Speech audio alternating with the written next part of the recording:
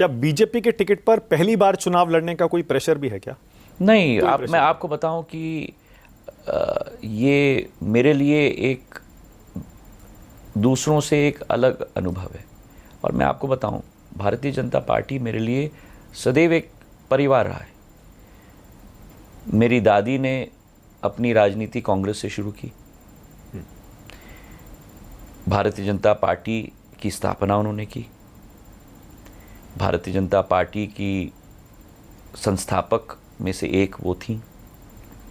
मेरे पूज्य पिताजी ने जनसंघ से अपनी राजनीति शुरू की। तो मेरे लिए भारतीय जनता पार्टी मेरे बचपन से मेरे घर के वातावरण में सदैव रहा है। तो मेरे लिए कोई ऐसा नया एहसास नहीं है। अलग पार्टी अलग, और कांग्रेस में भी रहते हुए मेरे दादी ने, आजी अम्मा ने, मेरे पूज्य पिताजी ने सदैव सभी के साथ संबंध बनाए रखे थे। और 17 साल मैं कांग्रेस का सांसद था, लेकिन भारतीय जनता पार्टी के जनसेवकों के साथ भी मेरा संबंध रहा है। तो मेरे लिए कोई अलग नई, अगर मैं समाजवादी पार्टी में जाता या मैं डीएमके में जाता या मैं शिवसेना में जाता तो या टीएमसी में जाता तो जरूर जो आप तब बदलाव होता, तो बदलाव होता। पर मेरे लिए ये तो एक तरीके से सदैव घर रहा है। एमपी की सारी सीटें बीजेपी नहीं जीत पाती है, एक छिंदवाड़ा में जाकर वो फंस जाती है। हालांकि पिछली बार कुछ हुआ था अलग।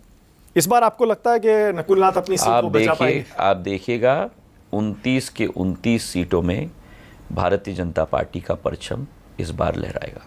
कमलनाथ और नकुलनाथ के बीजेपी में आने की खूब चर्चा हुई थी सिंधिया जी, आपको याद होगा। जब आपने सुना मीडिया में चल रहा है, और कमलनाथ जी भी मीडिया के सामने बस ये कहकर निकल जाते थे, यहाँ कुछ होगा तो बता देंगे, डिनाई नहीं किया था उन्होंने भी, और नकुलनाथ ने तो कुछ कहा ही नहीं था।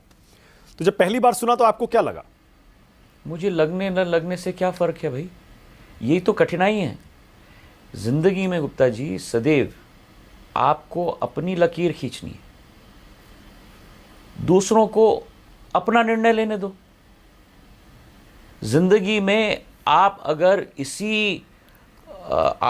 इसी मंडल में आप अटक जाओ कि गुप्ता जी क्या कर रहे हैं, फलाना व्यक्ति क्या कर रहा है, ढिमके व्यक्ति क्या कर रहा है, आप अपनी जिंदगी नहीं जी रहे हो। आपको सकारात्मक तौर से अपनी जिंदगी जीनी है।